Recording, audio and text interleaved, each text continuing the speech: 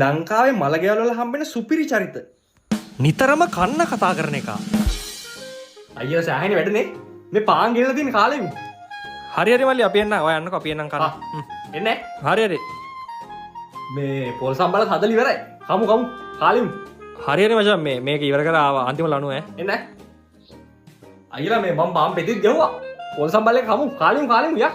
එන්න මචං එන්න මේ පොඩි වැඩක් නේ මේක මග දාන්න බෑ. අපි එන්න අනිවාර්යෙන් එනවා. හරි. අයියලා කමු මං නැත්තම් කවන්නද? කිව්වලු පාරතොට කන්න එන කියලා මම මගුලක් දෙන්න වැඩ කරන් දෙන්න ඵලයක් වෙනතොට මම නැත්තම් කතා කරා. හරි කියලා කිව්වා අම්මා මේ. කන් ඇහෙන එකපාර කිව්වන්ට ඵලයක් නැතනේ. වැඩි බන දෙසන එක.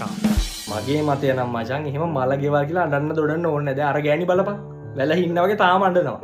එහෙම ඕනේ නැහැ. මොකද මරණය කියන එක අපි හැමෝටම පොදු දෙයක්. අපි හැමෝම අවබෝධයෙන් තමයි ජීවත් වෙන්න ඕන. අත්හැරීම පුරුදු කරන්න කියන්නේ ඒකනේ. මම කියලා මගේ කියලා දේවල් නෑ කියලා තමයි හිතාගෙන ඉන්නේ. මේ මෙතන අයිතිකාරයෙක් නැති iPhone එකක් තියෙනවා කාගෙද දන්නේ නැහැ. ඔය මගේ මෙන්දියන්. මගේ. මොකද? ඔව් මගේ කියලා දෙයක් නෑ. මලගෙදරත් බොන්න හොයන එක. නේ?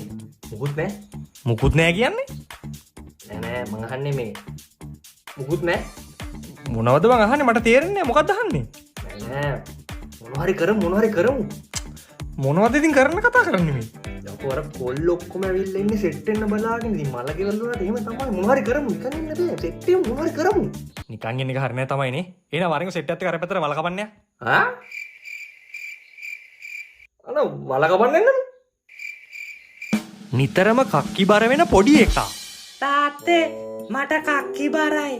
අනේ තාත්තා පොඩි වැඩක පුතා මේ අම්මට පොඩ්ඩක් කියන්න. තාත්ති මට කක්කි බරයිනේ.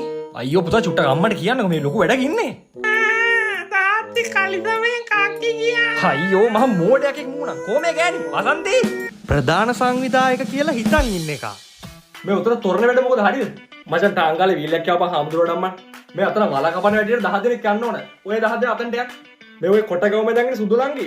මේ බීමල්ලි වෙන නම් මාතේ පොඩක් එන්න මේ කාමරේට පොඩි බඩුවක් පෙන්නන්න තියෙනවා. මම නැත්තම් කරයි මේවා. ඉතින් මට මිස් වෙච්ච හැබැයි ඔයාට මතක් වෙච්ච මේ වගේ චරිත පහලින් කමෙන්ට් කරගෙන යන්න. Thanks for watching.